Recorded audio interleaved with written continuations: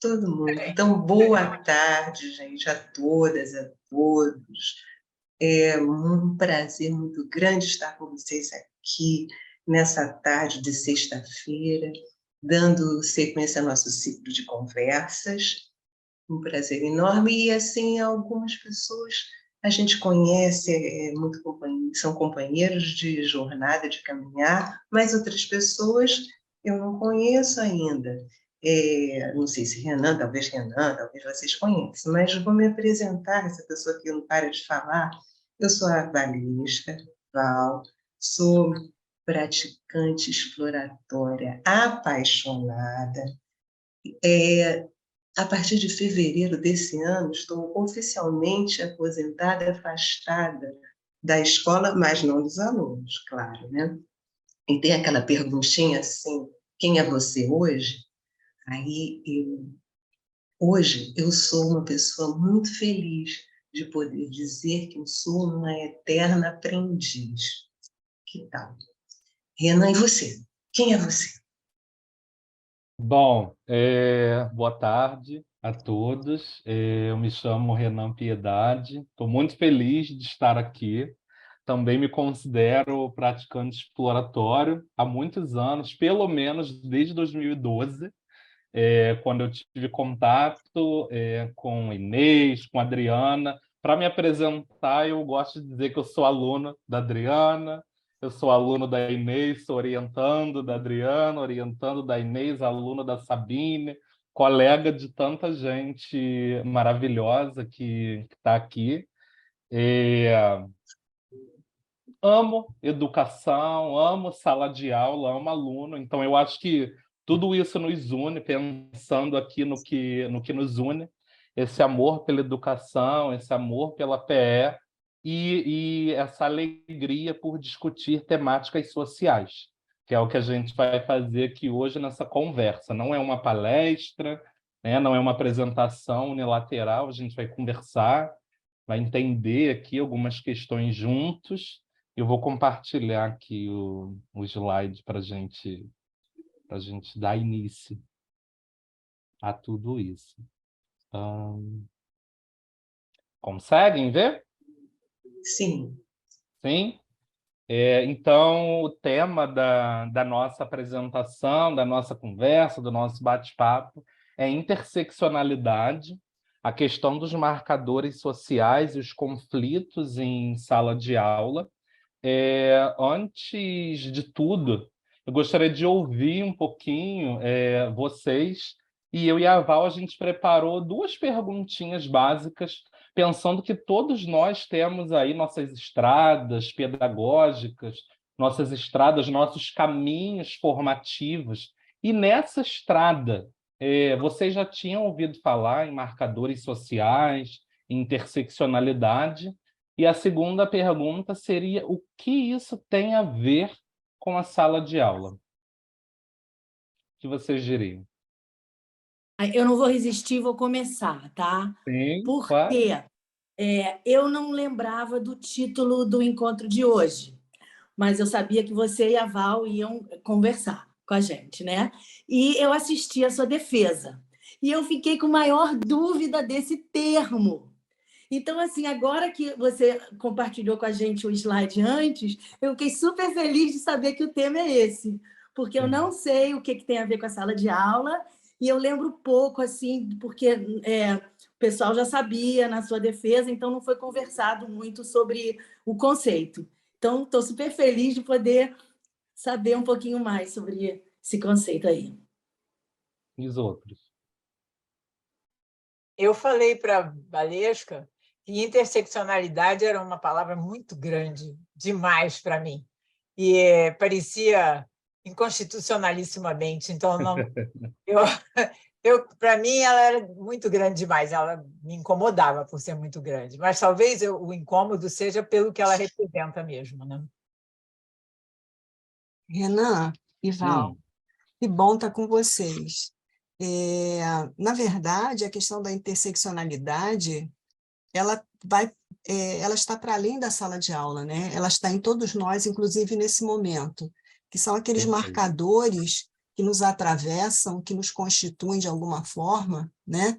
Que tem a ver, por exemplo, categorias que não são apenas de mulher, mas mulher, branca ou negra, ou parda, ou indígena, ou judia, ou enfim, afrodescendente. Quer dizer, são todas essas questões que estão para nós e que nos constituem e que, no seu entrecruzar, né, a depender do espaço social que a gente está transitando, eles podem, inclusive, as pessoas podem nos posicionar em determinadas situações por conta desses marcadores, né, interseccionais. Se eu não me engano, foi a Lélia, não foi? Que discutiu essas questões, né? É uma das professoras aqui no Brasil que fala muito, muito sobre isso, sim. Obrigado, professora. Tem mais? Tem mais? Nossa, eu queria muito ver vocês. Eu estou aqui compartilhando a tela. Tem alguma forma de conseguir olhar para os rostos de cada um? Tem que ficar do lado, eu acho. Do lado, e assim, não dá para ver todos. É. Um pouquinho, né? Um Eu não pouquinho. sei se de repente eu colocar. A Thalita quer vou falar. conseguir. Acho que a Mara Thalita, está ali. Porque assim a gente pode ver quem levanta a mão agora. Assim você consegue ver, Renan? Se você não Não, projetar ainda não tudo? consigo. Não está aparecendo ninguém aqui. Então, no máximo, assim, dá para compartilhar, apareceu só a imagem de 6 pessoas. 6 pessoas, Isso, mas que é o nenhuma limite está do Zoom. aparecendo para mim. Puxa. Mas vamos lá. Alguém levantou Acho a que mão? a Thalita quer Thalita. falar. Thalita. Diga, Thalita. Oi, querido. Oi, Olá. queridos. Queridas e queridos que estão aqui presentes. Estou escondida aqui, porque estou no meio da... Estou ouvindo e fazendo outras questões de casa ao mesmo tempo. Mas eu lembrei muito do encontro que a gente teve na última vez na PUC, né, falando sobre interseccionalidade. E lembrando que, normalmente, a gente fixa muito as ideias de interseccionalidade em classe, raça, gênero, e que a gente estava ali refletindo sobre outros pontos, né? Que muitas vezes ficam escondidos, como religião, corpo, né? E tudo isso que a gente tem visto brilhantemente na sua pesquisa, meu querido doutor, maravilhoso. E o que isso tem a ver com sala de aula? É porque a gente está lidando com subjetividades ali o tempo inteiro atravessadas, né, por esses encruzilhamentos do que somos, né, dessas vertentes que se encontram aí, né? Cada aluno nosso, ele é composto por uma interseccionalidade completamente diferente que produz o ser estar dele ali na nossa sala. Então, estou amando que o tema seja esse também. Perfeito, perfeito. Nas nossas pesquisas, nós lemos bastante, conversamos bastante, eu e Val, a gente chegou à conclusão, olhando um pouco para historicamente de onde vem esse termo, interseccionalidade, ele vem, o termo em si, o conceito em si, ele é de 1989, ele foi pensado pela professora Kimberly Crenshaw, é uma ativista, uma feminista negra americana, e ela pensa esse termo por conta de um caso muito famoso, infelizmente, né, nos Estados Unidos, de uma moça que se chama Emma. Ela tenta se inscrever num processo seletivo para trabalhar numa empresa e ela não consegue a vaga. Quando ela vai pensar, pedir um feedback para essa vaga, eles dizem, você não tem espaço aqui. E ela pergunta, por quê? Porque eu sou uma mulher negra? Eles dizem, claro que não. Nós, inclusive, temos aqui homens negros trabalhando e nós temos mulheres brancas trabalhando. E ela foi uma mulher militante por muitas décadas, já é falecida, enfim. E ela problematizou junto com a professora Kimberly Crenshaw e elas entenderam que os homens que trabalhavam, os homens negros que trabalhavam ali naquela indústria, trabalhavam braçalmente, se cansando todos os dias, e as mulheres brancas que estavam ali naquela indústria trabalhavam em posições administrativas.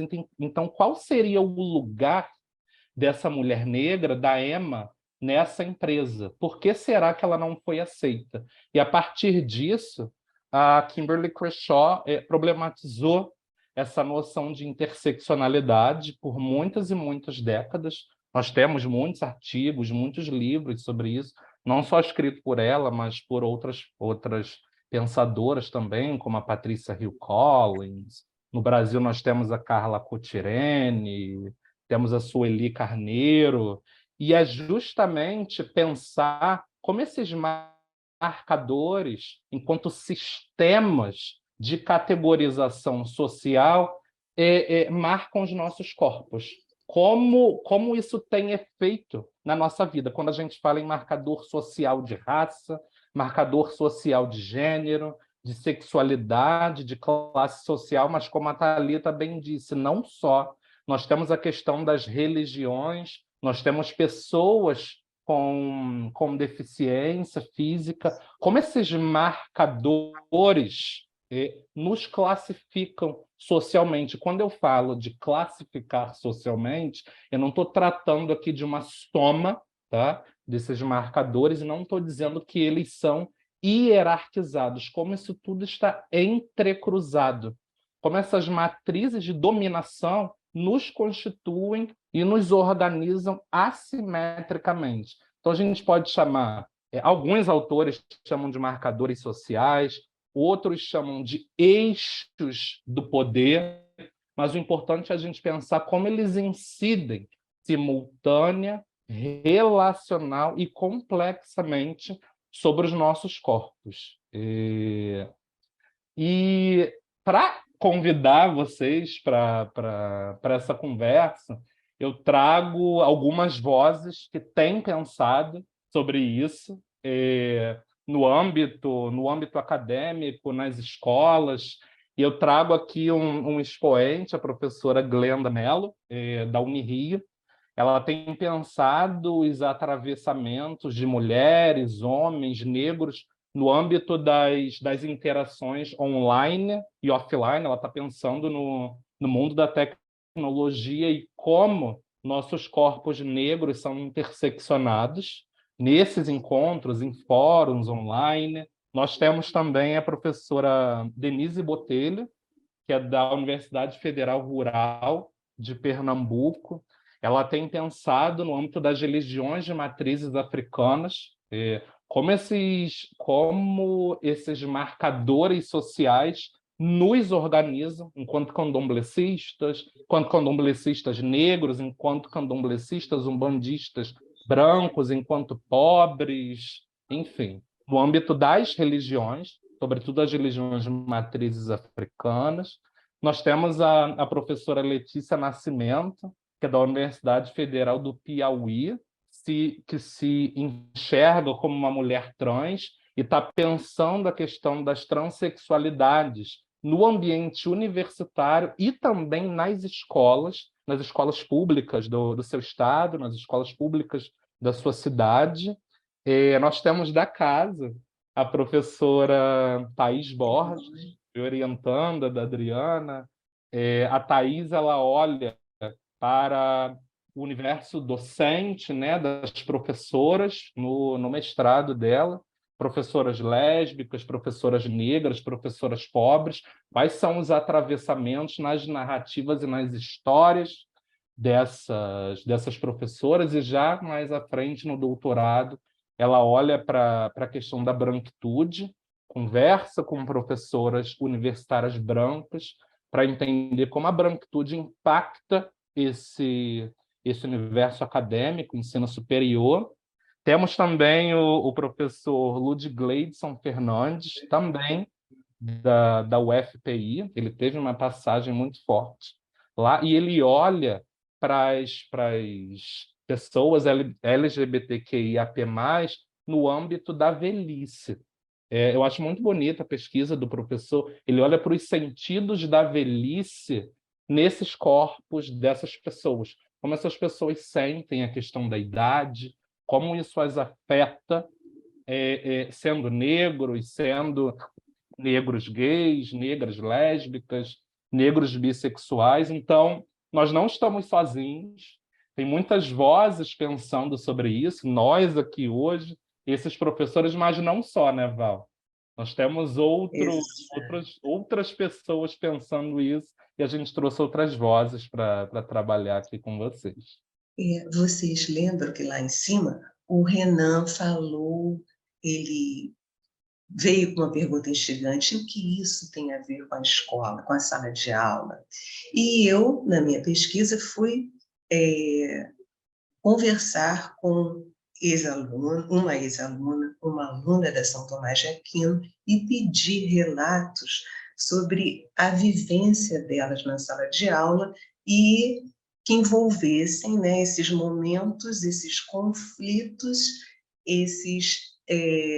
essas vivências de preconceitos, de atritos, de mal-estar, de marcadores que se levam o tempo todo. Está aqui o relato da Ellen, praticante exploratória, acho que muitos aqui conhecem, a Ellen dos nossos eventos, e a Ellen me mandou por WhatsApp esse relato.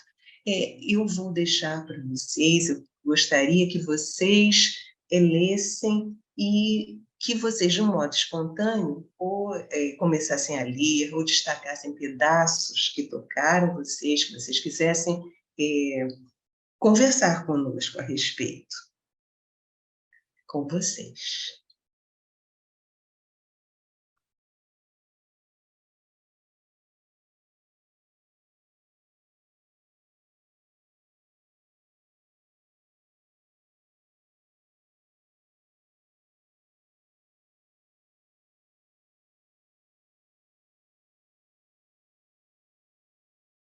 Agora tem uma coisa... Tem uma coisa preta em cima da...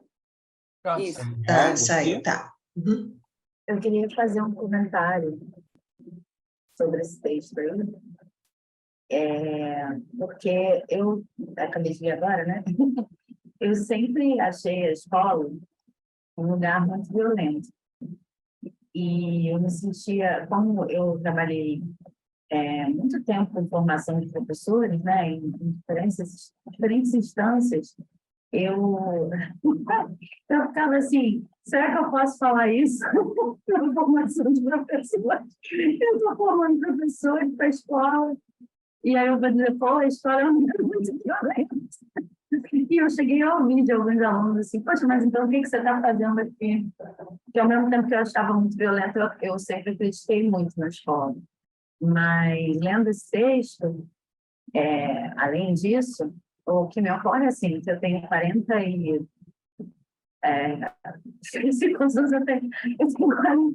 anos, eu sou de 79, e tudo isso que a gente está conversando aqui não tinha, quer dizer, hoje em dia muitas coisas têm nome, né? Então, assim,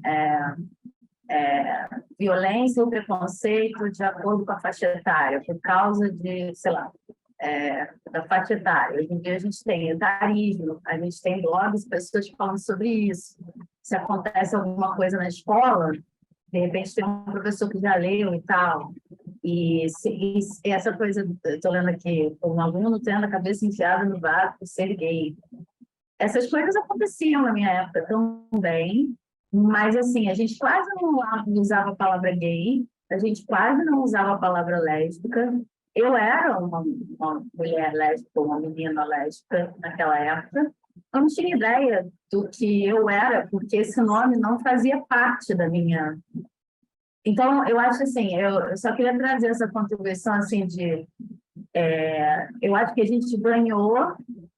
Eu continuo achando que é violento, mas acho que a gente ganhou em poder falar desses assuntos, porque na minha época as coisas não tinham nome, eu sentia muito que alguma coisa estava errada, muitas coisas não eram aceitas, tinha uns nomes assim para falar de certas coisas que não eram exatamente, enfim, agradáveis, né? E acho que hoje, pelo menos, a gente fala diretamente da violência e tem nomes para falar, tem nomes, né? A gente usa LGBTQ-fobia, a gente usa homofobia, a pessoa tem como levantar o dedo, tem como reclamar. Quando, na minha época, as coisas simplesmente aconteciam e qualquer coisa que fosse entendida como diferente era só fora do padrão, né? E eu acho que era mais violento nesse sentido. Tinha muito mais silenciamento, assim, né? É isso. Obrigada, querida. Renan, será que a gente pode passar para outro relato? Tem Sim, uma sim. coisa preta que fica assim bem em Isso, se cima. mexendo, né? Pois é. Será que é na minha tela? Eu Eu acho que Agora, sim. acho que sim. agora a gente tem um relato da Júlia, que está no 7º ano da São Tomás de Aquino, e que me mandou um áudio emocionadíssimo, muito longo, e a gente fez um recorte. E aí, novamente, convido vocês a expressarem o que vocês sentem, o que vocês quiserem conversar conosco, né? Como o Renan bem falou, é uma conversa.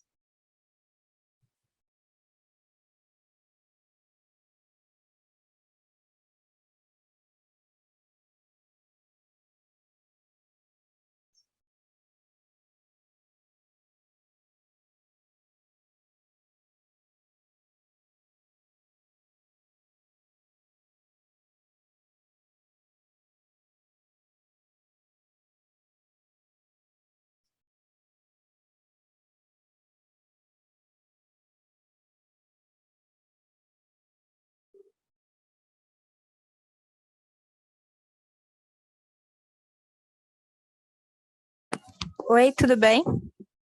Sim. Então, Eliana? eu sou Eliana, eu acabei de Sim. chegar um pouquinho da conversa. E, assim, eu atuo como professora atualmente. E eu entendo muito essa questão, né? Só que eu tenho um questionamento, assim, para vocês, do como que nós, como pedagogos, né? No meu caso, como pedagoga, como professora, como que a gente pode lidar com essa questão, assim, tipo, no dia a dia, né? Porque assim, a gente tem isso na escola e a gente geralmente não tem um espaço assim de fala, né? A escola fala pra gente que a gente não tem que falar disso, não tem que falar de política, não tem que falar de religião. E às vezes surge, sabe, alguns questionamentos de alunos. E eu não sei muito bem como me posicionar. E aí eu queria saber vocês, o que vocês acham. Eliana, muito obrigada pela sua contribuição. E, assim, no nosso grupo de prática exploratória, a gente trabalha com reflexão, a gente trabalha para entender essas questões na sala de aula, e muitas vezes a gente não tem essa resposta para o como, a gente não tem essa receita que a gente tanto procura, né? Como é que a gente vai resolver, como é que a gente vai lidar com isso? Mas, assim, é muito bom, acho que Sabine, Thalita, todos falaram, esse momento que a gente tem agora do falar, né? Desse espaço que a gente tem. E o nosso, a prática exploratória tem esse exercício, esse cuidado, essa escuta. Você vê que eu só conversei com 2 meninas, né? E elas abriram um oceano de questões, um mundo de reflexões. Olha que bonito quando ela diz, quer dizer, bonito, né, mas dói. Eu não vou desmoronar uma torre de ódio. Né? Isso você sente, isso te impacta. E quando a gente conversa sobre isso, quando você conta, quando você desabafa, quando você conta, a gente pode não estar resolvendo, porque a gente não tem bola mágica para resolver, mas a gente está junto, a gente está com os alunos, a gente está ouvindo, a gente está cuidando. Muito obrigada pelo que você disse, foi muito bonito, muito vindo do coração. Aí acho que outras pessoas também querem comentar a partir do que você falou, não é Acho que a mesmo? professora Isabel levantou a mão. pelo que eu vi aqui. Oi, Val e Renan. Quando eu atuei, né, no ensino médio, numa escola em Nilópolis, com essa nossa vibe de praticante exploratória, né, que tudo a gente fazia, o aluno construía os seus porquês e buscar envolver os coleguinhas para pensar sobre aquilo. Numa turma especificamente, eu tinha uns 4 alunos que eram, acho que candomblecistas. E foi nesse momento que eles tiveram a oportunidade de fazer a pergunta: por que as pessoas não respeitam a nossa religião?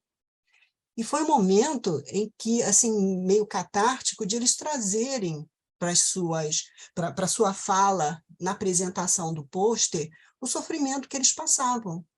Eles dizendo: a gente tem que respeitar a religião dos colegas que não são da mesma religião que a nossa.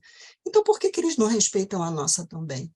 E foi legal, porque foi assim, uma fala, foi assim, de colocar para fora os afetos que estavam incomodando. A escuta dos colegas foi interessante, porque ninguém fez gracinha, eles ouviram, sabe? E o meu olhar, assim, para aquela turma, para aquele grupo, né, assim, no restante do ano, me pareceu que a convivência ficou, não é assim perfeita, mas parece que tocou de alguma maneira aqueles meninos que faziam chacota da religião do outro grupo, sabe? Então, eu acho que a prática exploratória, a gente trabalha muito nessa linha, por trabalhar nessa linha da escuta e de externar os afetos, a gente tira, né, daquilo que está no sombrio, né, Adriana, na sombra, aquilo que está sem a luz, sem o foco, e as pessoas começam a pensar, né? Eu acho que a questão da Eliana é muito, muito importante, porque vai depender, claro, que do contexto também escolar em que a gente está trabalhando. Nesse ponto, eu acho que em escola pública, normalmente a gente tem um espaço em que a gente pode trazer questões, ou melhor, a gente pode construir um espaço discursivo em que os alunos tragam questões. Em muitas escolas particulares, que talvez seja o que a Liliana estava mencionando, isso não é possível, porque tem os pais que estão pagando e eles não querem que os filhos reflitam, discutam, porque para eles tem toda uma série de questões. Ontem eu estava num evento, né, que tinha um psicanalista exatamente falando sobre questão de raça e gênero, né, e outras questões, e ele dizendo que a psicanálise precisa ter assim, um olhar decolonial. Eu acho que isso o Renan também deve ter discutido na tese dele, né? Porque tudo isso vem de uma questão colonizadora, de como a Europa, a partir de determinados marcadores, se uniu enquanto a Europa, que eram estados, vamos dizer assim, fragmentados, e colocou isso na ordem do mundo. Quem não está fora, é o desigual, né? E aí foi o que o professor Luciano estava falando, que é a diferença radical. Então, são paralelos. Um nunca vai se aproximar do outro. E essa diferença causa um sofrimento psíquico muito grande. Por isso que eu acho que as escolas que, se puder, agora tem uma lei, né, mas se começar a ter psicólogo com esse olhar para ajudar o professor, porque enquanto professora, não sei, Val, professora de ensino fundamental e médio no contexto público, tinha vezes que eu me sentia muito sozinha, porque a gente se defronta com essas questões, e a gente, na nossa formação, não tem nem suporte assim, teórico, nem de conversas, né? Quer dizer, hoje em dia tem. Eu sei que tem, que vocês na PUC fazem, lá na FFP eu fazia, mas não é em todo lugar. Então, muito jovem acaba, inclusive, saindo do magistério no primeiro, segundo ano, porque tem que se deparar com essas realidades que causam sofrimento, podem causar violência, e o professor está no meio de tudo isso, né? Então, como a Val falou, não tem uma resposta. Eu acho que a gente tem que ter uma escuta apurada, os afetos circulando, a gente tentar ver como é que isso acontece, né? E ouvir o coração, ouvir Paulo Freire, ouvir essa gente do bem, Carl Roger, que traz essas questões, quer dizer, que mostram para a gente que é possível Isso além, claro, do Titio Alright, da Inês, da Bebel e todo mundo que a gente já conhece. Tá? Obrigada. Eu acho que, Daniel, será que você podia mutar? Porque a gente está ouvindo, me parece que é o Daniel. E, não sei, acho que tem alguém. Não, Tá, ok, já obrigada. foi. Sim. Isabel, é muito boa a sua fala, eu agradeço, a gente agradece muitíssimo. E pegando um gancho também em algo que a Sabine falou, em que essas coisas não tinham nome, na semana passada mesmo, muitos aqui estavam comigo na defesa da minha tese, foi o momento de externar quase 3 décadas de dor em que as coisas não tinham nome para mim.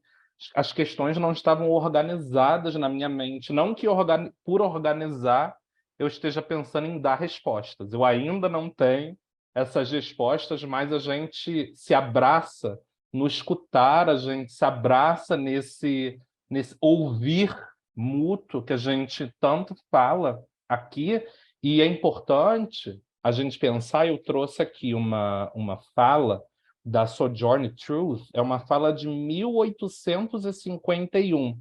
É uma ex-escravizada norte-americana em que ela não tinha um nome para isso, mas ela já reivindicava o nome dela de mulher há muito tempo. É bem curtinha, tá? Eu vou ler aqui para a gente pensar até à luz desses comentários que todos estão fazendo.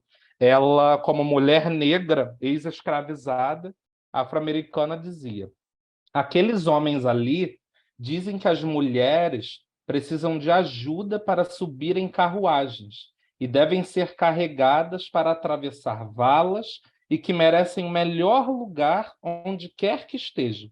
Ninguém jamais me ajudou a subir em carruagem ou a saltar sobre poças de lama e nunca me ofereceram melhor lugar algum. E eu não sou uma mulher. E aí eu pergunto, de que mulheres estamos falando? De que salas de aula estamos falando? De que pessoas, de que subjetividades estamos falando? Eu acho que complexificar e subjetivar essas existências pode ser um dos caminhos possíveis nessa nossa discussão aqui hoje. Você acha, Val? Eu acho perfeito. A Sabine colocou aqui também uma indicação no chat, mas eu não tenho assim como ler, mas é isso, né? É esse estudar, é esse trabalhar para entender, é esse estar junto, estar com, e é muito assim, foi muito tocante para mim, né? Ver como isso tudo que a gente imaginou uma palavra, né? Como isso o aluno já está te trazendo. A gente tem agora outros slides de momentos. Vocês estão vendo aqui, acho que vocês reconhecem esses slides, vocês reconhecem esse espaço da prática exploratória, né, nos eventos. E foi Márcia que falou sobre escola pública, escola particular, né? Eu trouxe, né, pela minha vivência, relatos de escola pública, mas aqui a gente tem no espaço da prática exploratória alunos de escola particular falando sobre marcadores sociais, falando sobre preconceito, sobre racismo. Então, há espaço e eles vêm correndo. O aluno quer, está na hora, né? Ele quer, é vida, é a nossa vida, é a nossa história. Então, as coisas vão acontecendo muito lentamente, sim, mas nós temos esse espaço e não é de hoje, né? Há muito tempo a gente vem cultivando, cuidando desse espaço. Thalita. Oi, professora, estou aproveitando o gancho porque eu atuo na esfera privada, né, de ensino em Niterói, numa região super específica. E o que me passa muitas vezes, assim, diante dos meus olhos, né, é ainda uma dor e um constrangimento do aluno que faz parte das minorias, né, quando determinados assuntos eles são levantados. Então, por exemplo, eu trabalho em uma escola muito embranquecida, tanto no currículo quanto na maior parte do corpo docente e discente, e eles entendem que, por eu ser uma mulher negra, os pouquíssimos alunos que ali estão com o mesmo perfil que eu se identificam quando eu falo, mas eu ainda percebo visualmente um desconforto. Então, eu vejo, às vezes, a única aluna negra da classe, quando a temática é sobre isso, ela baixar a cabeça, ela querer chorar, né? Ela querer mostrar. E, na verdade, um sentimento também de querer fugir daquilo que está ali provavelmente causando dor. A mesma questão eu observo no aluno que faz parte da comunidade LGBTQIA+.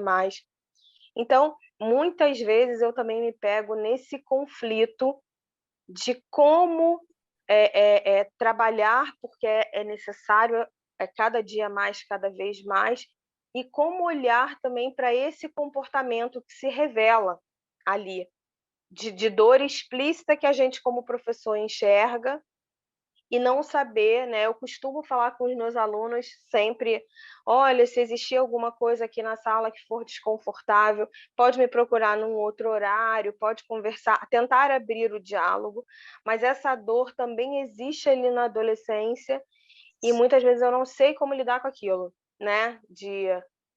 Enquanto adultos, mas em outros lugares, a gente consegue falar sobre isso mais abertamente, fazendo parte do grupo, teorizar isso, explicar isso para o grupo, mas quando o grupo é majoritariamente embranquecido, há um desconforto que a gente precisa olhar ali, muito difícil na hora, né? Sim. Sim, Thalita, eu acho que isso é caminho, né? É caminho, e que a gente tem que estar com os alunos, tem que começar a trabalhar essa confiança, né? Vai acontecendo, mas, assim, a gente já falou, né? Resposta, solução e receita é o caminhar com ele, sempre, né? Com o aluno, não é para o aluno, é com o aluno. E aí, Renan, a gente vai ter que correr, mas está tão legal. E, gente, isso aqui é um pôster, olha, homenagem, protesto. Vou contextualizar rapidinho. Não vou não, vou deixar para vocês. O que vocês querem conversar, falar, refletir sobre esse pôster, homenagem, protesto?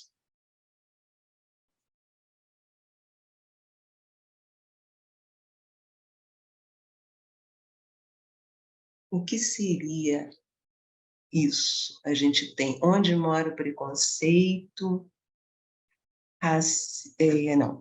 preconceitos, consequências. Por que homenagem? Por que protesto? É um livro, um spoiler, é um livro feito por quem? Quem será que escreveu? Quais são os textos de quem? E textos de quem estão nesse livro? Tem ali aluno de ensino fundamental. Isso, muito bem. Provavelmente homenagem a todos que são, né, que sofrem preconceitos ou até que não estejam mais aqui ou que porque a gente tem as consequências, né? Os homicídios, a gente tem a violência, né, a desonra social, ou seja, muito provavelmente o protesto e, ao mesmo tempo, uma homenagem a essas pessoas que passaram, né, e que vivenciam isso. Então, sei lá, eu entendi dessa forma, né? Sim, foi um trabalho, esse livro resultou de um trabalho em 2019 com turmas do ensino fundamental do município e levou um prêmio na Escola Santo Tomás de Aquino, onde trabalhei muitos anos, participei ativamente com uma turma de aceleração e a escola, os professores, os alunos foram premiados e foi um momento de se olhar mais uma vez o que é que os alunos, o que alunos, professores, sem o fechamento, aquela coisa amarrada do planejamento, que alguém disse que você tem que fazer, a prova que você vai ter que aplicar da apostila tal, eles se envolveram num trabalho belíssimo, né? Eu tenho aqui, mas assim, bem rapidinho vou tentar, mas acho que para eu passar, não, eu vou deixar isso para depois, porque senão a gente vai queimar uma etapa. Mas, assim, foi um envolvimento muito grande da escola e um prazer muito grande. Uma homenagem a tudo isso, né? A todas essas pessoas que sofreram, que sofrem isso, e a voz do aluno ali no protesto.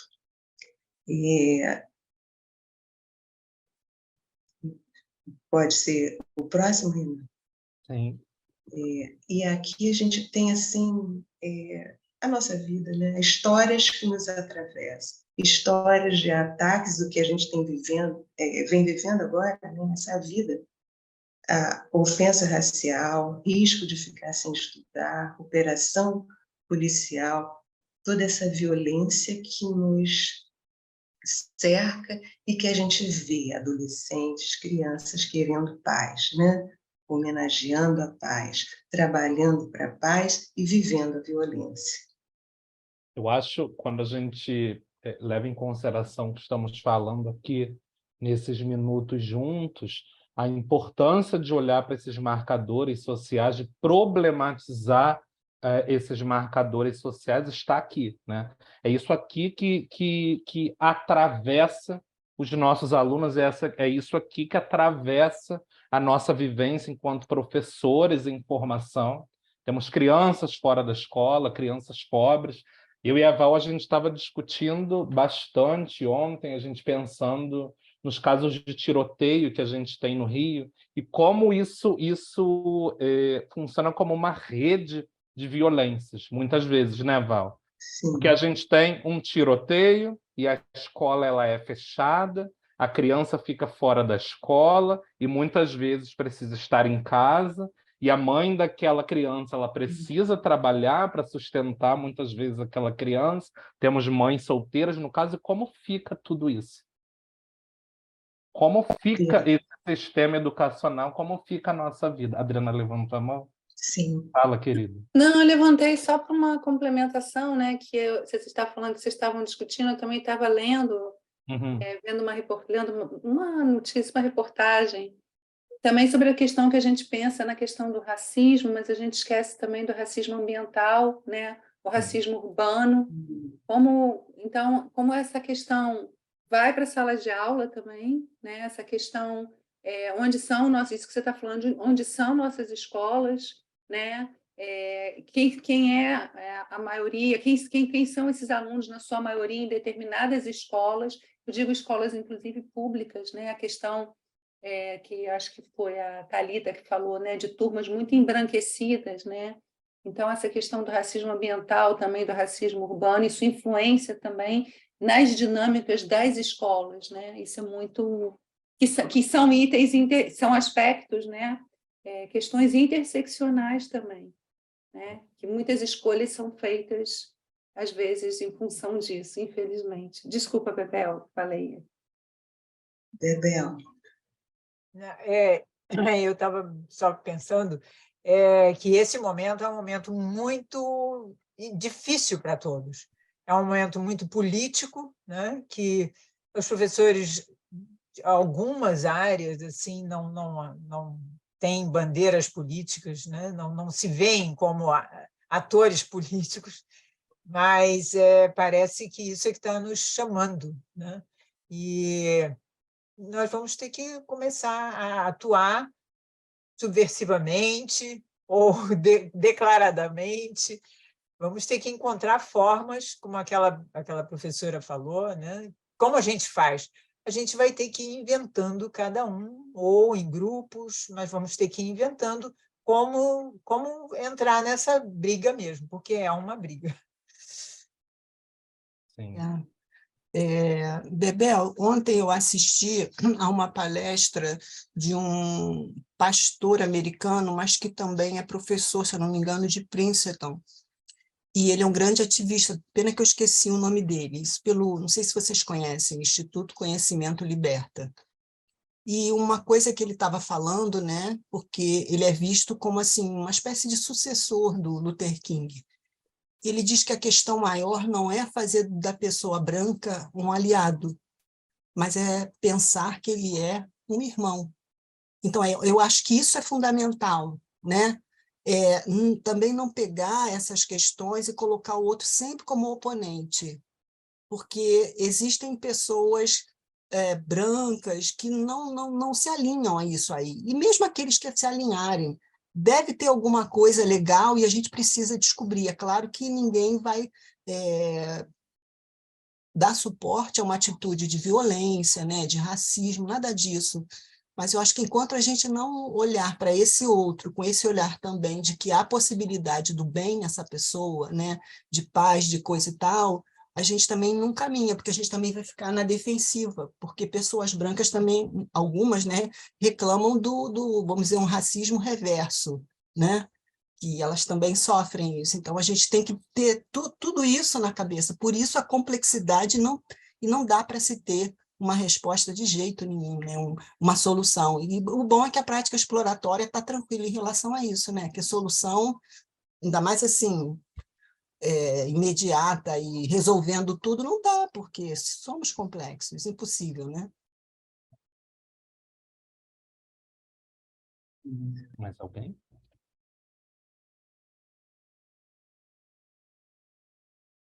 Não? Vai lá, Val. Eu acho que Desculpe, é que eu não estou conseguindo ver ninguém, tá? De verdade. não, tudo bem.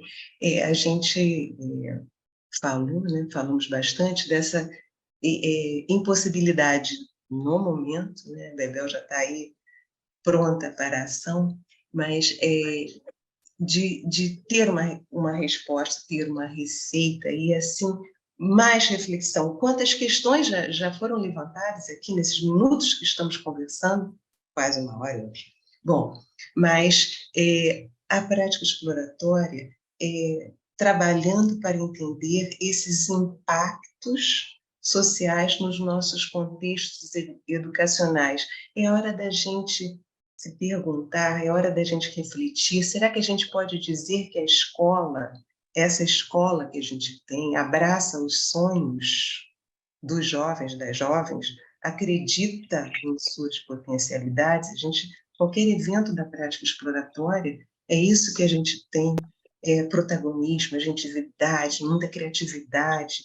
Será que a escola incentiva o pensamento crítico? Será que a gente precisa sair da escola para isso? Estimula o protagonismo de professores. Às vezes o professor tem que seguir, muitas vezes, acho que a maioria das vezes, ele tem que seguir o plano de aula que alguém disse que ele tem que fazer. Será? Tem muito será aí para a gente refletir. E Gente, posso falar uma coisa? Claro.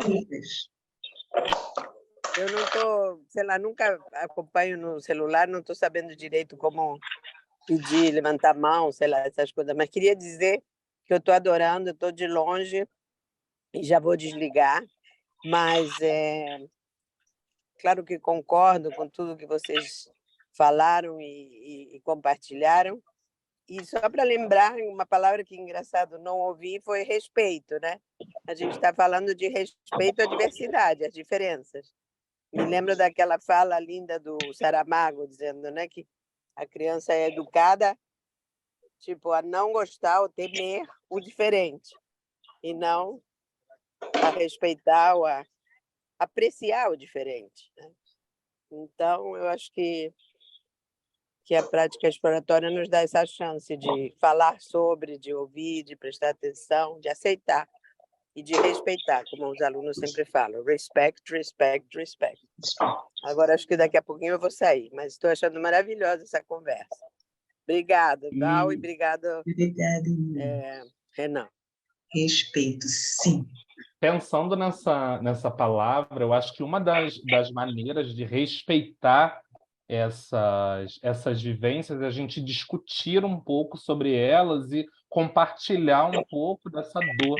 Eu acho que o abraço dos sonhos, essa crença nas potencialidades, esse incentivo ao pensamento crítico, esse estímulo ao protagonismo, tudo isso tem a ver com o respeito que a Inês bem trouxe aqui para a gente. E agora a gente teria um segundo momento, eu e Val pensamos, a gente se dividir em algumas salas para discutir um pouco sobre essas vivências. Nós trouxemos aqui basicamente 2 textos, 2 relatos, ou bloco de relatos para pensar um pouco sobre esses marcadores sociais interseccionados. Tá? O primeiro deles, a primeira discussão, seria à luz de uma imagem que consta num artigo da professora Aparecida de Jesus Ferreira.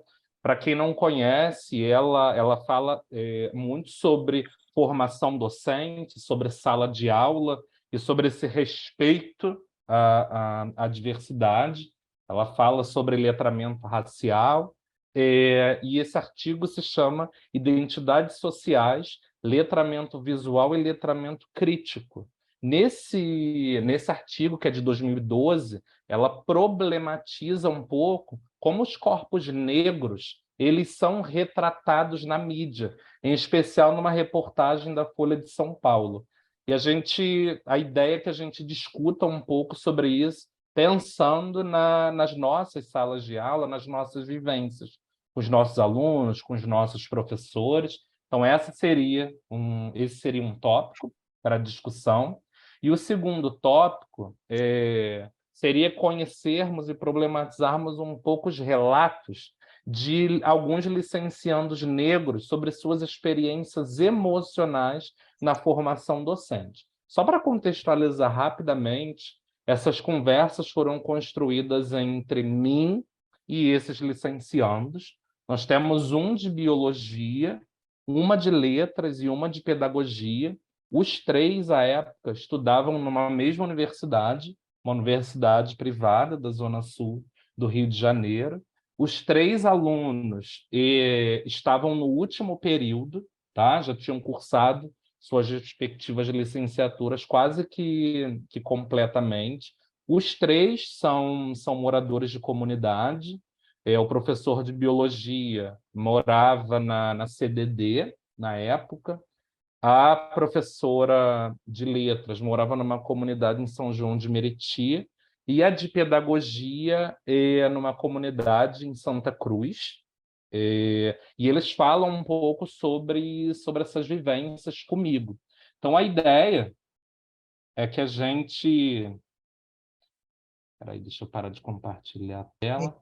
É que a gente se separe um pouco, são 4 e 3 agora, em que a gente tem o quê, Val? Uns 25, 30 minutos? 30 minutos, 30 minutos para conversar um pouco em grupos.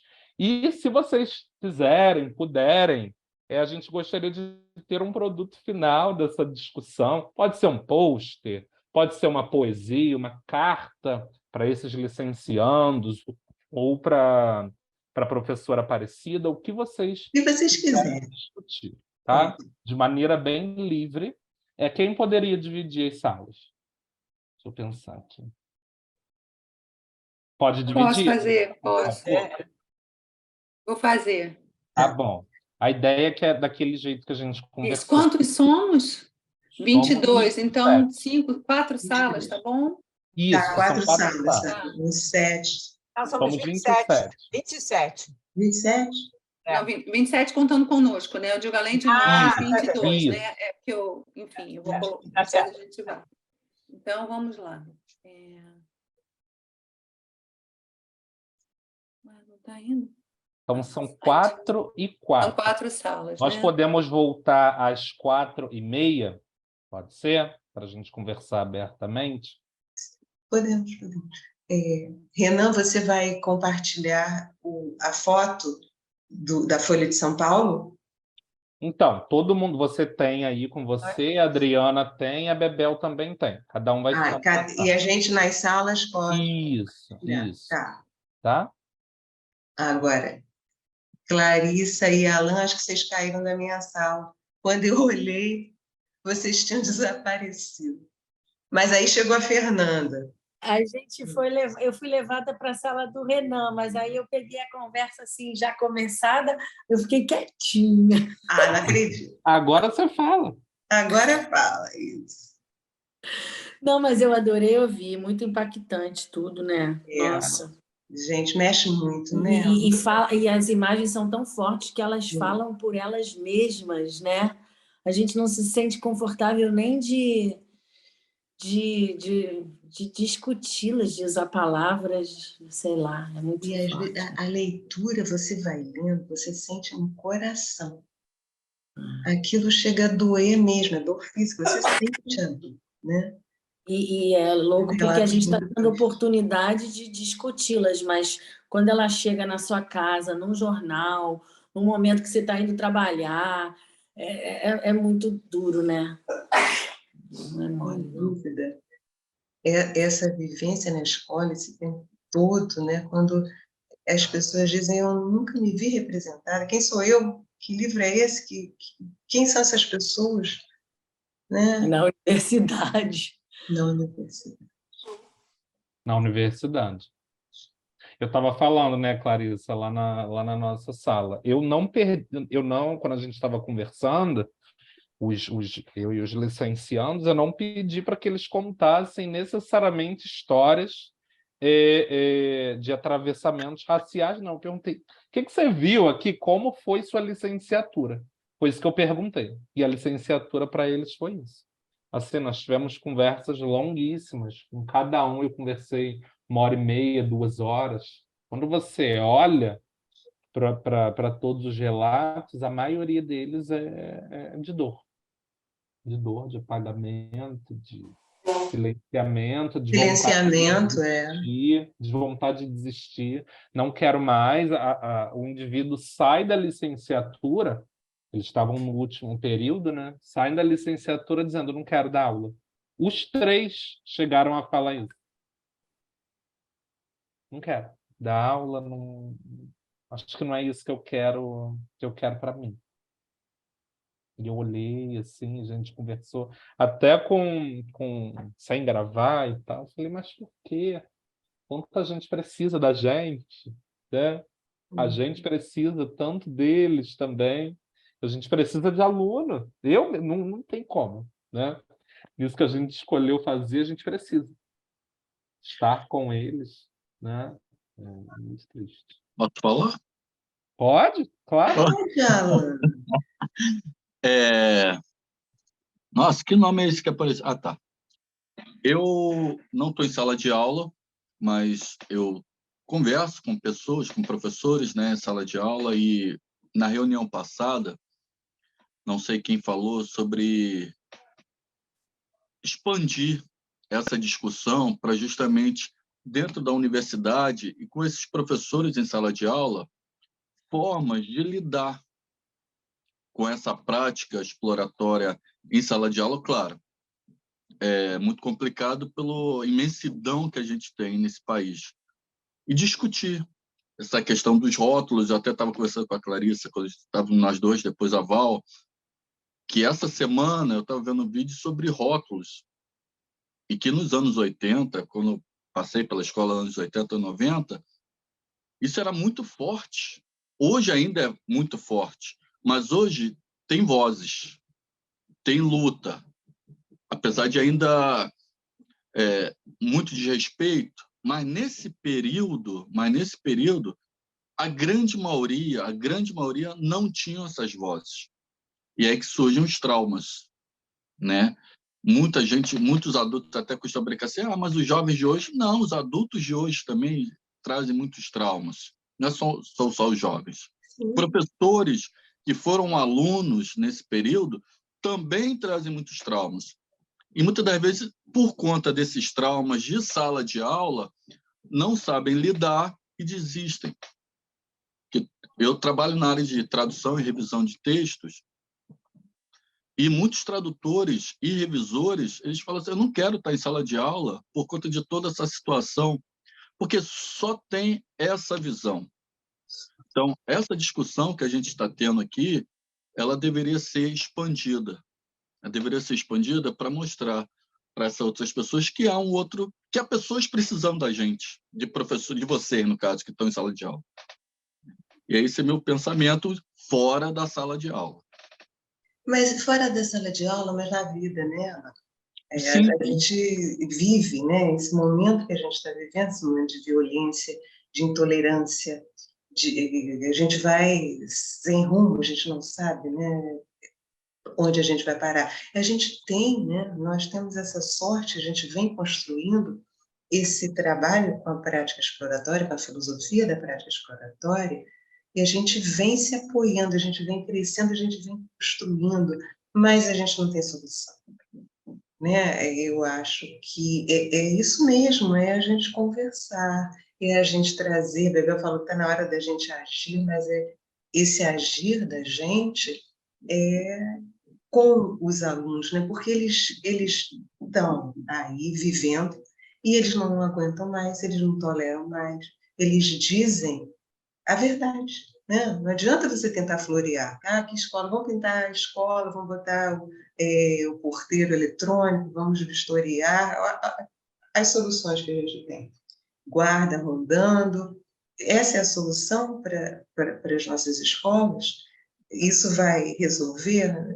Eu acho que a gente tem mesmo que cultivar esse nosso modo de trazer os alunos, de conversar, de misturar todo mundo, de misturar, de trazer os pensadores, os doutores, o aluno, essa coisa que a gente tem sem hierarquia, desses valores, dessas palavras, desses conhecimentos nossos, cada um do seu jeito, cada um falando o que sente, né, de sentimento, e lembrando da nossa queridíssima Inês, sempre com respeito, né? E respeito não é uma coisa fácil. Não é. A gente falou lá no grupo que, quer dizer, eu falei e a Marcele falou também sobre a necessidade de referências, né, no espaço universitário especificamente, referências afrocentradas, né, referências outras, não referências embranquecidas. E aí eu puxei o gancho para falar de como que trazer referência não é só botar a pessoa, é trazer todo um modo de vida diferente. Aí isso que você está falando, porque eu fiquei pensando assim, a Bebel falando da ação, e aí o modo da prática exploratória, que é vamos trabalhar para entender. E aí trabalhar para entender é um trabalho, é uma ação. É uma ação, sim. Aí eu estou pensando o seguinte, eu nos últimos anos, porque eu também não tive acesso a essas leituras, essas coisas, na faculdade, eu tenho lido muitos autores negros, né? E tenho ficado muito afrocentrado no sentido da referência que eu leio. E eu vejo que muito da forma de agir e da forma de se colocar e da visão de mundo que vem desses autores já propõe. Todo mundo já é uma outra leitura de mundo, entendeu? Então, eu queria fazer essa conexão, assim, que é completamente diferente você ler esses textos, no sentido de que eles já estão propondo. Eu não conheço muitas referências indígenas, eu estou começando isso nessa hora, mas, assim, eles já estão propondo um olhar que é um olhar completamente diferente, é um olhar em que está todo mundo com todo mundo, é um olhar de construção conjunta o tempo inteiro, e que é diferente do olhar, assim, se for uma pedagogia, para sala de aula e tal, que parece que sempre tem uma hierarquia embutida, né? É por isso que eu vejo você falando o tempo todo essa coisa do com o aluno, com o aluno, com o aluno, que é tão difícil de sei lá, até de propor. Não é só no espaço escolar, é qualquer momento que você pensa educação, parece que tem sempre essa hierarquia que sobe, quem ensina e quem aprende, né? E aí, quando você vai ler esses textos, essa hierarquia não está, todo mundo aprende. Isso já está muito mais, sei lá, tranquilo nessa forma de ver o mundo, nessa forma de vida, assim, Por isso eu acho que esses autores têm muito para contribuir nesse sentido também. Essa visão hierárquica, eu acho que ela é muito ocidental, sabe? Muito enfraquecida também. Gente, onde estão as pessoas? Eu mandei mensagem já, mas deve estar. Não, devem estar. Mandei para Bebel. Porque eu não sei se às 5 horas. Tem gente que vai precisar ir, tem. Pois é, eu não sei como é. Será que a gente aqui nesse. Acho que estão voltando. Marcele chegou. Oi, Marcele. Acho que Isabel também voltou. Não, Isabel não sei Não, não voltaram, não. Todo mundo Não. já estava aqui. Mas Ninguém a voltou. Marcele já estavam aí. Já estava aqui. Deixa eu ir lá de novo. Calma Vai aí. lá, chama lá. Tá quietinho.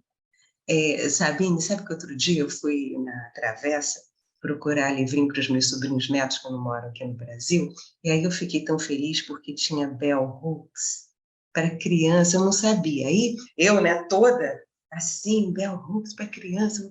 Aí a minha sobrinha, a tia, né, falou assim, agora que você viu, já cansei de mandar para eles. Então, assim, as coisas estão acontecendo lentamente, passo de formiguinha, mas às vezes a gente não tem como, a gente se surpreende no que não deveria se surpreender, né? Por que não? Agora eu vou fazer rapidinho, um negocinho da editora, porque agora eu estou trabalhando como editora. Quem publica autores negros, LGBTQ, no Brasil, são editoras independentes. A editora independente não tem dinheiro para marketing. Então, se quiser ficar ligado em lançamento nesses nichos, tem que olhar Catarse, plataforma de financiamento coletivo, ficar antenada no Instagram, porque as editoras grandes, elas pegam muito pouco desses autores. Tem muita coisa sendo Muita para coisa. criança. Muita coisa. Manda depois no grupo da gente, ou manda para mim. Eu quero muito. Tem muita coisa boa, mas assim, tem que ser tratado, porque a gente não tem dinheiro para marketing. Então, é tudo no boca a boca, que nem marketing que a Bebel estava falando. Bota aí no chat, bota aí para a gente. Faz o seu merchandising. Todos voltaram? Agora o Renan saiu. Não. O Renan foi buscar a gente, que a gente estava... Está voltando, que a gente ficou lá. Assim. Que bom. Ele foi nos buscar lá. Nós estávamos num papo doido. Que bom, que bom. Eu acho que a gente... quem é que vai, quem é que quer, quem é que gostaria de apresentar? A Vera não voltou. Que pena. Porque eu acho que por causa do Ela tinha que sair, nem a Vera nem usou. Cadê as duas? Ela pode ser que ela esteja voltando. Às vezes Às vezes é perto. O trânsito. Essa hora, sexta-feira, costuma ser... a Isabel está mostrando. Você deve ter lido esse livro da Letícia, né? Sim. Muito Sim. bom. Era esse mesmo que eu me referi no início. Muito legal. Eu acho que a gente precisa ler para a gente entender. Eu, pelo menos, porque às vezes a gente quer falar de uma coisa que a gente não tem lugar de fala, né? A gente não sabe. Então, é melhor se esclarecer primeiro para poder construir devagarzinho Vera voltou. Que bom. um posicionamento. Verdade. Eu postei um livro aqui, pessoal, em PDF, que a gente comentou sobre esse livro aqui no nosso grupo, que é o livro da Carolina Maria de Jesus, Quarto de Despejo, Diário de uma Favelada. A gente estava comentando sobre essa questão da fome, e aí eu tenho essa versão aqui em PDF, tenho também em MOB, né? Mas PDF já ajuda. Obrigada. Obrigado. Você botou aqui, Mara? Botei no chat. Mas acho que você botou lá. Botou aqui lá, eu apareceu, acho. Tem que botar aqui de novo. Vou botar aqui de novo. Mas eu não estou lá, eu estou aqui. Como é que pode? É porque são chats diferentes. Bota em MOB também, se você tiver, porque você não precisa conversar. Tá, então vou botar os dois. Sim, tudo bem. E aí, gente, alguém vai compartilhar? Quer contar? Querem contar? A gente tem um pouquinho de tempo. A Vera tem que sair, de repente, eu não sei. Fala, porque eu já Gente estou... estranha, eu tô nessa Vai, podem- Vera, fica, Vera, fica, Vera, fica, Vera. Fica, Vera. Vera, Tá mutada. muda. Você foi a nossa coordenadora, Adriana. Ah, eu Você não, juntou eu tudo. não. Você juntou Não, a tudo. gente fez uma discussão, assim, né? Boa, eu acho. Eu meio apatetada para colocar as coisas na tela, mas eu acho que no final deu certo. Aí o Renan chegou, eu falei, Renan, você chegou aqui, não sei o quê, foi embora. Eu estava chocada comigo mesmo, com a minha incapacidade, mas deu certo.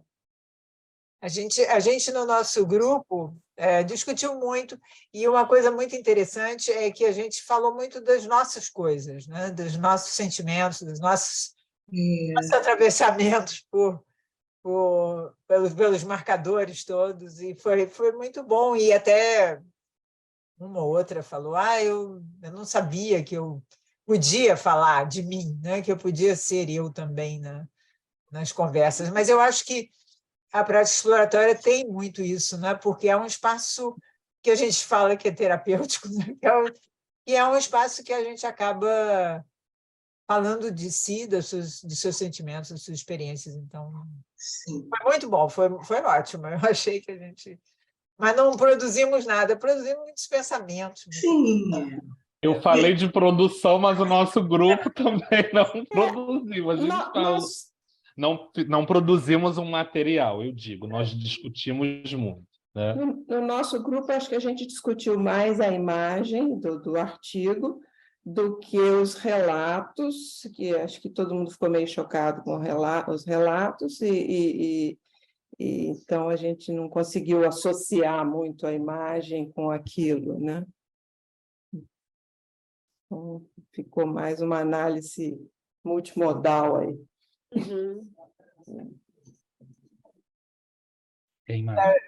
A gente falou até que ainda bem que há a imagem era de 2005, né?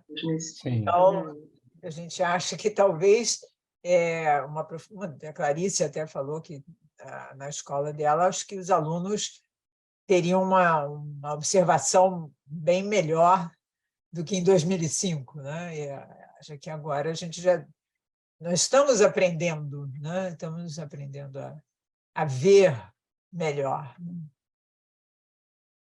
O interessante disso que você está falando, Bebel, eu entendi essa perspectiva, mas não com muito esforço. Se a gente der uma olhada nas nossas... Estou falando aqui as nossas, né? Mas se a gente der uma passeada online, nos fóruns, nas comunidades, a gente vê grandes e grandes resquícios desse tipo de fala. Hoje em dia, os olhos estão mais apurados, mas até que ponto? A gente não reproduz isso todos os dias, né? Tem isso também. No nosso grupo, a gente nós comentamos, refletimos sobre os relatos, porque eu não consegui colocar a foto, aí o Renan chegou e nós falamos, e assim, muito ricos, muito dolorosos da gente ler, né?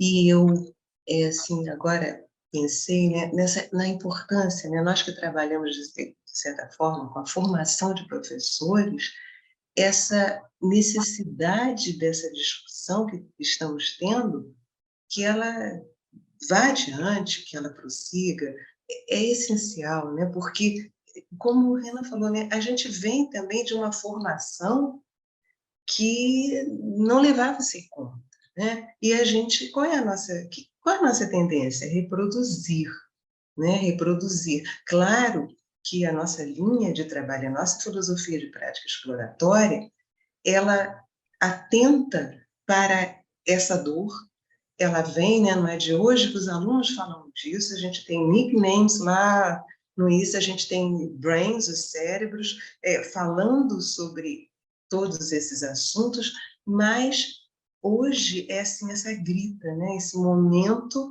da gente continuar trabalhando para entender, e como a Sabine estava falando, né? Isso também é uma ação, né? É essa ação que a gente vai adiante, né? Mas formação de professores que não discuta tudo que a gente vem falando aqui, como, né?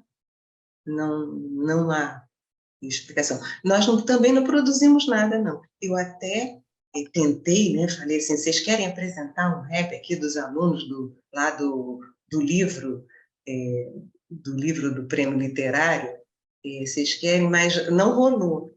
É muito, muito legal isso, né? Assim, interessante. Ninguém fez, quer dizer, ninguém fez, não, né? Que trabalho incrível de reflexão, de discussão nós tivemos, né?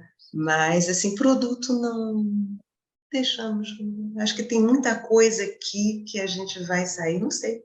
Eu fiquei tão encantada de trabalhar com o Renan, de mexer em todas essas coisas, que eu, assim, espero que a gente tenha... Você também? Espero que a gente tenha compartilhado isso com vocês. É difícil a gente dizer esse prazer se a gente trabalhou com esse assunto tão pesado, mas necessário, né? Necessário. Então, eu acho que o prazer é esse, tirar da gente essas coisas necessárias, né? Val, Ir em frente. Oi. você está falando aí da formação de professores, e eu estou me lembrando aqui do Rubem Alves. Eu acho que o que deveria de ser muito, muito enfatizado no curso de professores é o que ele dizia, é ensinar a ouvir, porque oratória se tem muita coisa, né? Mas a escutatória que está faltando nos professores. Então, enfatizar essa coisa, mas não é só dentro do serviço, não é só na formação de professores, não. Na formação de qualquer carreira. Aprender a ouvir. E deixar de se impressionar com a aparência, que é o que todo mundo se preocupa. Está com ruga aqui, está com cabelo assim. Isso não importa que o cabelo esteja assim, que esteja sem cabelo, que esteja gorda, que esteja magra, o que importa é o que está na essência. Então, isso é que tem que ser enfatizado em qualquer formação de qualquer coisa, e principalmente na formação de criança. Isso é o que eu acho. Ótimo, Isu. Eu tenho aqui do livro, né, Pensando no Preconceito, essas palavras. Ninguém nasce odiando outra pessoa pela cor de sua pele, por sua origem ou ainda por sua religião. Para odiar, as pessoas precisam aprender. E se podem aprender a odiar, elas podem ser ensinadas a amar. É do Nelson Mandela. E acho que Isu, né, falou sobre isso. Mas é isso aí, Mandela, Gandhi, agora fugiu o nome do famosíssimo nos Estados Unidos, que a gente tem, é do dia 17 de janeiro, agora fugiu o nome dele, que tem o feriado em homenagem a Martin Luther King. Todos esses falam sobre isso. Aprender a entender o outro da maneira que ele é. Quem foi que mencionou? Acho que foi a Bel que mencionou, de não olhar como um oponente, e sim como um irmão. E aí é que está o difícil, né? Porque se é diferente, eu gosto do azul, você gosta do vermelho, não está bom. Tem que gostar do azul, não dá certo. A Márcia quer ler um trechinho para a gente. Vai lá. Pequenininho, é do livro que eu sou super fã, né, do Perigo da História Única. Quando voltar, vê se consegue trazer aqui. Oi, e lá no finalzinho ela fala o seguinte: as histórias importam, muitas histórias importam. As histórias foram usadas para espoliar e caluniar, mas também podem ser usadas para empoderar e humanizar. Elas podem despedaçar a dignidade de um povo, mas também podem reparar essa dignidade despedaçada. A escritora americana Alice Walker escreveu sobre seus parentes do Sul que haviam se mudado para o Norte quando apresentou a eles um livro sobre a vida que haviam deixado para trás. Ficaram sentados, lendo eles próprios o livro, me ouvindo ler o livro, e uma espécie de paraíso foi reavido. Eu gostaria de terminar com essa ideia. Quando rejeitamos a história única, quando percebemos que nunca existe uma história única sobre lugar nenhum, reavemos uma espécie de paraíso. Eu acho que tem muito a ver com o que a gente falou aqui hoje. Muito lindo.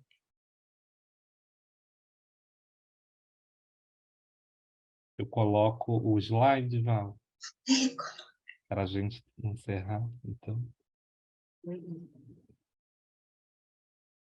Pode apresentar. Então, nós... Pode falar.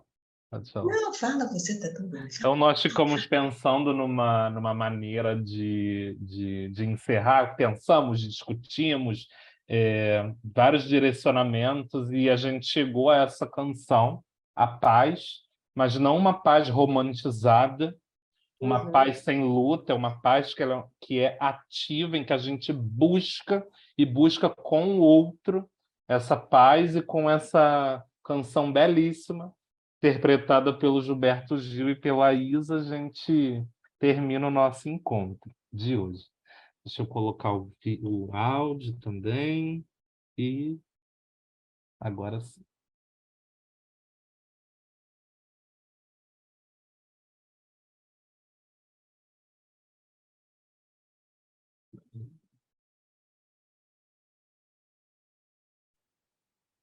Poxa. Não funciona? Ainda não. Ainda não. Você botou lá o som? Botei. Não está entrando.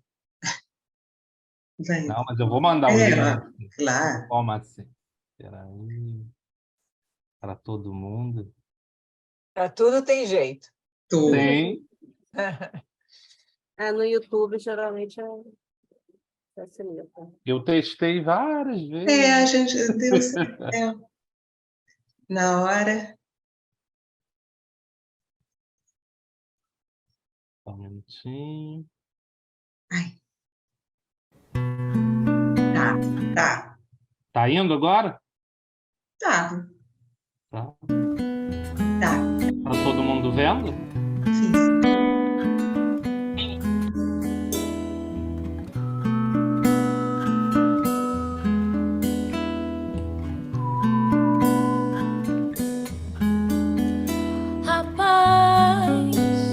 Invadiu meu coração, de repente me encheu de paz, como se o vento de um tufão arrancasse os meus pés do chão, onde eu já não me enterro mais.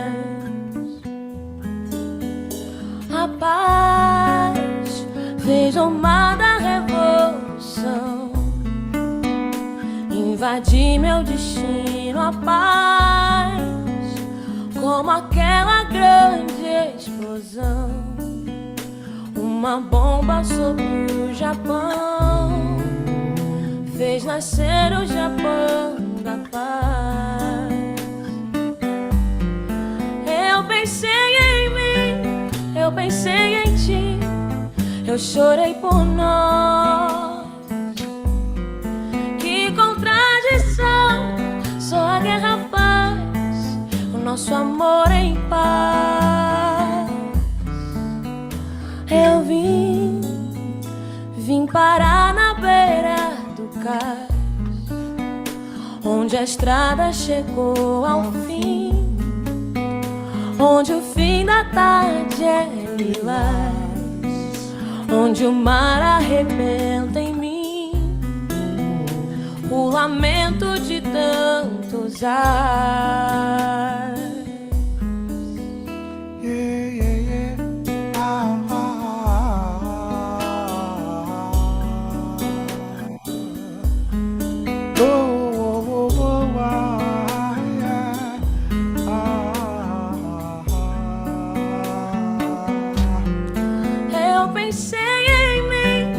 Eu pensei em ti, eu chorei por nós. Que contradição, só a guerra faz o nosso amor em paz. Eu vim parar na beira do cais, onde a estrada chegou ao fim, onde o fim da tarde é lilás, onde o mar arrebenta em mim o lamento de tantos a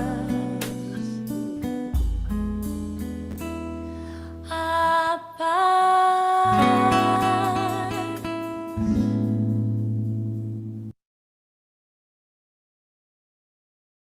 Muito obrigado. Muito obrigado pela participação, pelo papo, Muito lindo.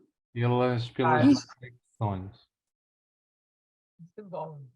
Muito obrigada. Obrigada, gente. Grande abraço. Obrigada. Boa semana para vocês. Tchau. Beijos. Voltamos. Tchau. Obrigada. Junho tem mais. Tchau.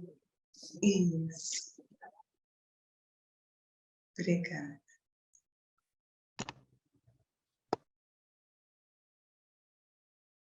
Gente, a música é tão linda, é uma prece, né? Sim, é uma oração. Muito linda, é uma oração. Fiquei emocionada. E olha que a gente já ouviu. É.